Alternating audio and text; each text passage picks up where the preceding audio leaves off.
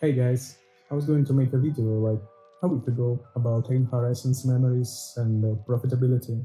I even made a pretty spreadsheet about it with all the calculations and stuff, but then laziness hit me and I ditched the idea. Then I was going to make a video about something else, but that something wasn't all that interesting, so fuck it I guess. But this time for sure, I want to spread the word about what I think is probably the build of the league.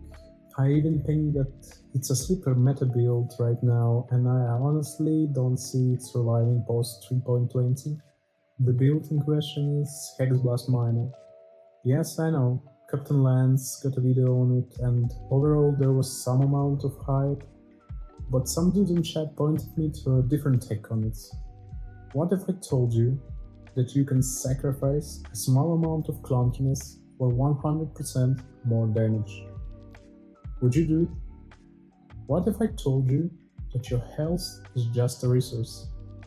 If you are watching my scuffed low bitrate footage, you probably noticed that I'm sitting at like 2 digits HP all the time, and this is fine. So let's do a quick rundown of the pros and cons. The pros will be you get a huge damage for the amount of investment and almost unlimited ceiling. Build got pretty decent speed due to ability to use the shield charge or whirling blades and flame dash.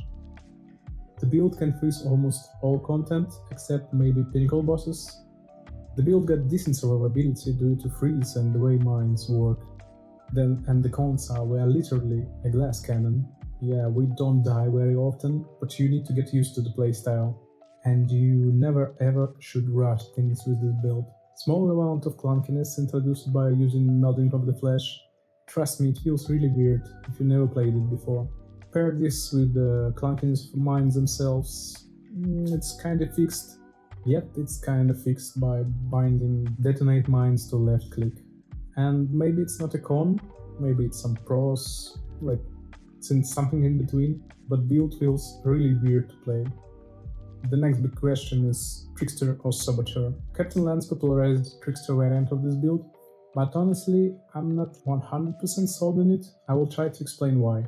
Trickster gives some amount of generic damage via mastery stacking and a bunch of tankiness, but the balance of tankiness and damage is off for this build.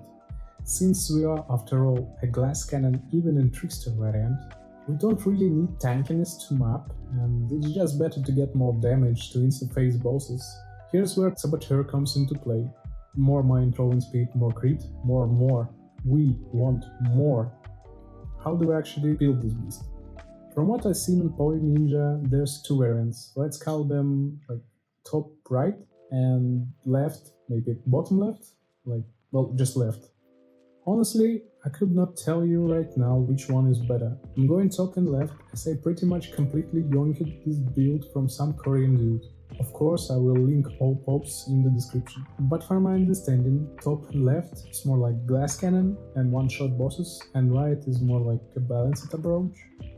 Next, it's time to dive just a tiny bit into the mechanics. I will try to do a proper build guide in a week or two as I get more info and actually familiarize myself with it more. But just to lure you in, I'ma give you some info right now. To elevate our damage to a new heights, we are using Rapid Globe Shield that give us 5% increased critical chance per 100 maximum life and 5% increase in spell damage per 100 maximum life. So with 6000 HP, that shield alone would give us 300% increased critical strike chance and 300% increased spell damage. Pretty fucking nutty if you ask me. But there's a downside. Every time you cast or use any skill, you will lose 10% of your maximum HP. Absolutely no bueno, right? How can we mitigate such a downside and freely use our skills, you might ask? Enter the Dissolution of the Flesh, a funky little jewel that disables your energy shield, but most importantly, it completely changes how your HP work. Instead of taking damage now, any hit or damage over time will instead reserve your life pool for 2 seconds. It's pretty weird, right? Let me explain. You have 6000 HP, and we get hit for 3000 damage after all mitigation is done. That hit will then reserve 3000 HP, and left you with 3000 remaining. After 2 seconds, reservation will be cleansed and you will be back to your 6000 HP pool. Still kinda weird, huh? Trust me, if you never played it, you'll need to try it out to see how it feels, since it does change how you interact with damage in this game by a lot. Anyway, let's get back to Rapid. We sacrifice HP, which is bad, but it just so happens that sacrificing HP does not count as the damage taken, and will just deplete our HP pool. But since damage with dissolution of the flesh is not dealt to us but reserved, we actually don't care about our actual HP. Even if we get 1 HP after a bunch of casts, we still can use our full health pool to receive damage. With those two uniques combined, we can also utilize Pain Attunement with this setup for a constant 30% more damage, since we are always on low life. That's the most important moving parts. Everything else is pretty much built around to support it. What we got here is 2 curse setup to increase our damage and proc Hexblast explosions to clear. We shock and ignite with our Hexblast, we chill through our Skitterbots. We got 15% Calling Strike chance from Amulet. We move with Shield Charge and Flame Dash.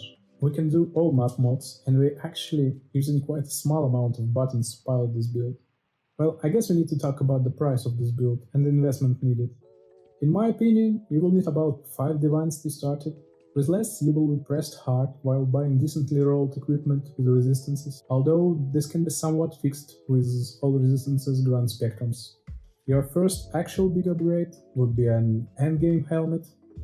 There's a couple of different setups that can work, but they all are really close to each other in terms of damage. Crafting process is super easy, but requires you to hit 40% on Veil chance on +2 aerial effect gems, but there's also like tiny chance of hitting 2 open prefixes, crafting life on it, and slamming it with Exalted Orb, or 1 in 21 chance to hit, supported by increased aerial effect.